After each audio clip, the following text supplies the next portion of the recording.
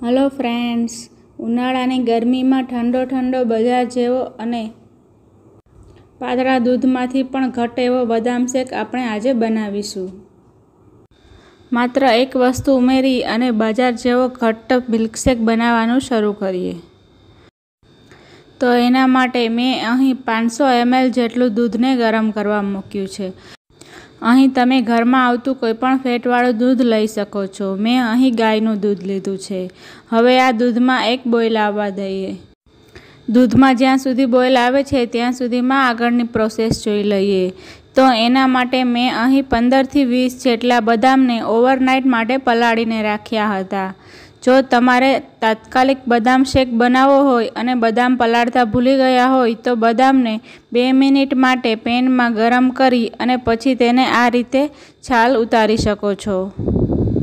गरम पाणीमां 5 मिनिट माटे पलाळीने राखशो तो पण एनी छाल आसानीथी उतरी जशे।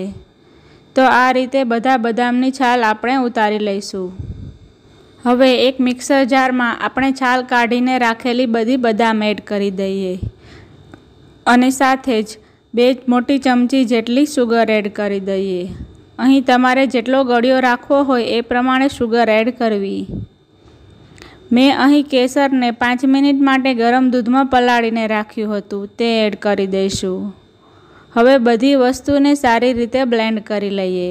तो तमे जोई शको छो के आपणी पेस्ट तैयार थई गई छे अने आपणा दूधमां पण एक बोइल आवी गयो छे। हवे चमचानी मददथी आ रीते एकवार चलावी लईशुं એટલે ઉપર તર ના વળે।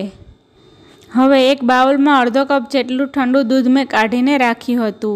એમાં 2 ચમચી જેટલો આપણે કોર્નફ્લોર એડ કરી દઈશું અને એને એકવાર સારી રીતે મિક્સ કરી લઈશું। આ કોર્નફ્લોર એડ કરવાથી દૂધ ઝડપથી ઘટ્ટ થઈ જાય છે।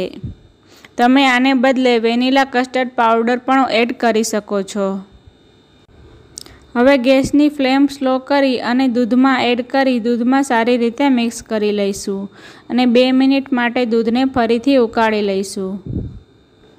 ફ્રેન્ડ્સ, તમે મારી આ સમર સ્પેશિયલ રેસીપી ના જોઈ હોય તો એના વિડીયો તમને મારી ચેનલમાં મળી જશે। હવે 2 મિનિટ પછી આપણું દૂધ ઉકળી ગયું છે તો એમાં આપણે બનાવીને રાખેલી બદામ અને શુગરની પેસ્ટ એડ કરી દઈશું અને ફરીથી એને એકવાર મિક્સ કરી લઈશું। આ પેસ્ટ એડ કર્યા પછી ફરીથી દૂધને 2 થી 3 મિનિટ માટે ઉકાળી લઈશું। જો તમે દૂધમાં કોર્નફ્લોરને બદલે કસ્ટર્ડ પાવડર એડ કર્યો હશે તો દૂધનો કલર યલો થઈ ગયો હશે। પણ મારી જેમ જો કોર્નફ્લોર એડ કર્યું હોય તો તમે અહીં બજારમાં મળતો યલો ફૂડ કલર એડ કરી શકો છો। એનાથી તમારા બદામ મિલ્કશેકનો કલર એકદમ માર્કેટ જેવો આવશે।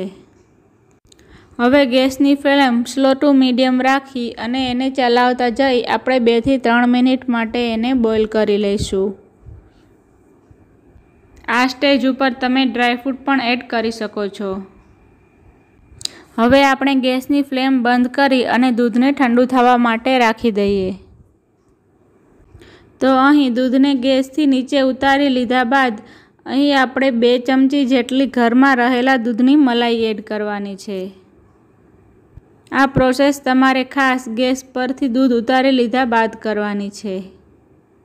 હવે એકવાર સારી રીતે મિક્સ કરી લઈશું અને દૂધને સાવ ઠંડુ થવા દઈશું।